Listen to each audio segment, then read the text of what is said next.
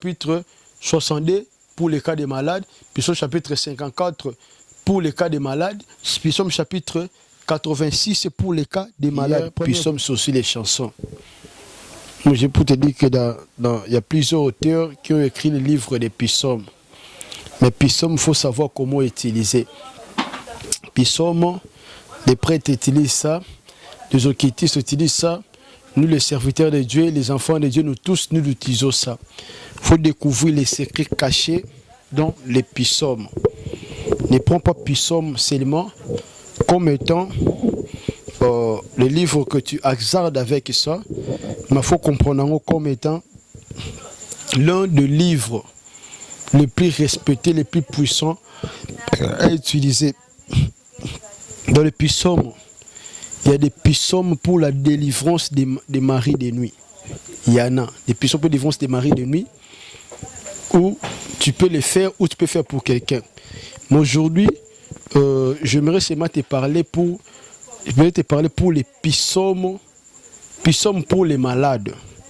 Psaumes pour les malades, on utilise psaume chapitre 54 où tu peux prier pour toi qui es malade, la personne qui est malade, pour faire pour quelqu'un. Ça veut dire quoi? Les hommes de Dieu peuvent les faire.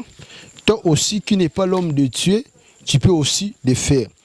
Psaume chapitre 54 pour la délivrance des malades, pour celui qui est malade, tu peux utiliser ces psaumes. Du premier verset au 9e verset. Mais moi, comme je l'utilise déjà, tu peux utiliser ça directement comme moi. Je vais te découvrir un secret. Dans les psaumes, quand tu lis psaumes, là où tu vois la Bible écrit moi, tu peux citer ton nom. Exemple. On peut commencer ici, psaume chapitre 54, je dis pour les malades. Tu peux pour quelqu'un qui est malade, tu peux pour ton mec qui est malade ou la maladie des complications, tu utilises le psaume 54. Troisième version, on dit Dieu intervient toi-même et sauve-moi. Là où on dit moi, tu mets ton nom. Comme moi, Dieu intervient toi-même et sauve Diata. Dans ta veillance, rend Diata justice. Verset 4, j'avais aussi souligné, on dit, écoute ma prière. Moi, ma prière, la personne que je parle, moi. Alors, quand tu pries pour quelqu'un, exemple, tu es serviteur, tu es prêtre, tu es pasteur, l'homme de Dieu, là où on écrit ma prière, tu dois citer les noms de la personne que tu pries pour elle. Les prêtres, dans ces domaines des psaumes, on appelle ça domaine de l'exorcisme, où il fait exorciser quelqu'un. Dit, écoute ma prière. Oh Dieu, prête attention à mes prières.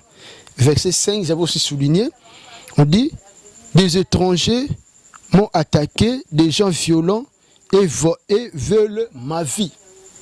Voilà pourquoi tu es malade. Tu dois prier pour quelqu'un qui est malade. Verset 5, on continue. Ils n'ont aucun souci de moi. Les gens qui me jettent la maladie n'ont pas souci de moi. De la prière, tu pries que le Seigneur te guérit. Dieu qui a souci de toi. Verset 6. Je dis, toi, tu peux lire, Psaume chapitre 54, les premiers versets, ou 9 versets pour les cas malades. Moi, vu que je vais souligner déjà, je saute directement là où j'avais souligné. Verset 6, on dit, mais Dieu est mon secours.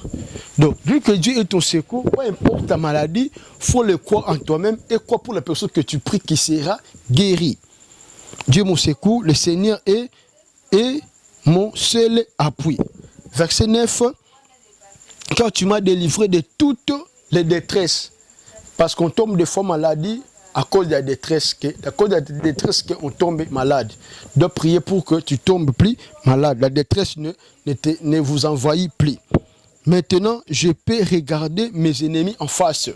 Donc maintenant, je peux regarder mes ennemis en face. Il faut te croire que après avoir cité cette psaume, Dieu m'a guéri. Tu peux utiliser psaume chapitre 62, verset, premier verset, à descendant. Le premier verset, à verset 13, pour les cas des malades. Moi, j'ai souligné verset 2, verset 3, verset 7 et verset